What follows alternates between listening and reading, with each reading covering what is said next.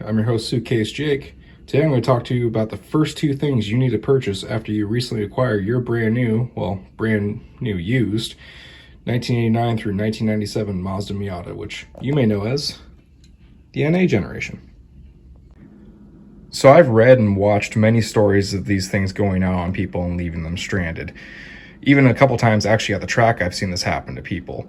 And then afterwards, they're sitting there tearing the car apart. They're spending all kinds of money, throwing parts at it, trying to fix the issue. New fuel pump, injectors, ECU even, or just simple as a fuel filter, which, I guess start cheap, I suppose, but this is way cheaper to start with. So these two parts can leave you stranded anywhere. You can be on a simple drive, you stop the car and you look around, or go into a store, or taking the scenery, snap a pic for Instagram. I don't care. You're going to the track, you're getting ready to leave the track, you'll go to start the car and she's just sitting there trying to turn over, but she's not getting fuel. So it's like, okay, what's going on? Did I just lose my fuel pump? Are my injectors clogged? Is it the cam angle sensor? Just what is happening? Well, it's real simple. So this is your fuel injection relay. Now, factory from Mazda, this is the, for the NAs, it is the B6 S8. Now with the NBs, it's the B5, B4. I'm not gonna get into it. That's a whole nother video for a whole nother day. This is just the NA. So from O'Reilly's Auto Parts, I picked this up. It was 70 bucks. It's a little expensive, but it's a spare. It's good to have. This powers, your fuel system. The part number is the RY288. And, it's just a simple replacement 12-volt relay. So, yeah, that's your first try. See if that helps you out. If you're still having problems, which personally I would start with this one because it's the cheaper one, could be this 80A main fuse. Now this protects everything, fuse wise and what have you. Now if this goes out, your car is still not going to have any ignition. I've heard of stories of it somehow still doing that. I'm not a wiring guy. This is just my PSA of good spare parts to carry with you. Now when I went into O'Reilly's to pick this up as my spare for the lifted Miata, I also picked this little sucker up, which was a 80A PLA, thinking that it was one of these. I pulled this out of a car in a junkyard, so I already had this sitting in my glove box. I just had slept on having this and then realized, oh, maybe I should carry that backup relay. Now, this one isn't exactly the same. It's an 80A, of course, but as you can tell, it is quite a bit different. The prongs on the inside versus these are on the outside.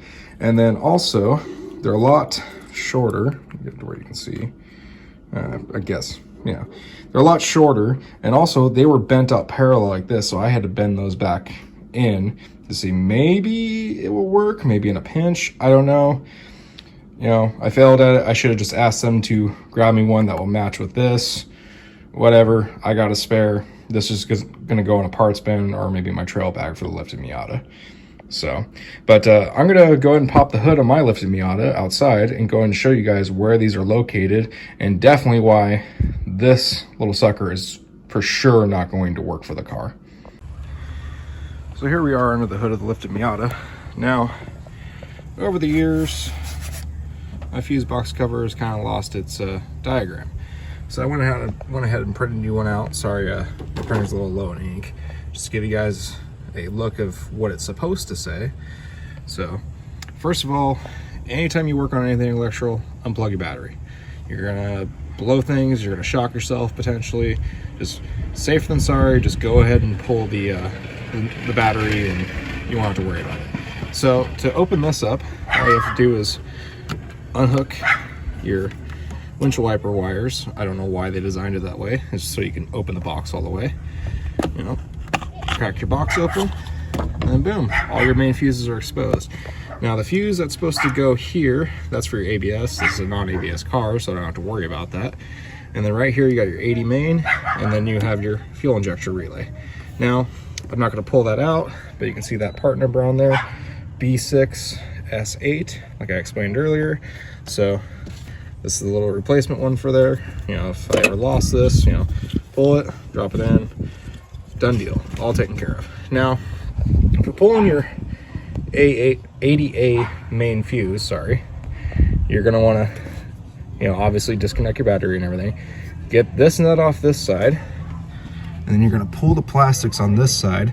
There's gonna be another nut on this side. Take that out, and then you should be able to, boom, pop that right out. Now, you know, here's the replacement one. Looks exactly the same. Drop it right in.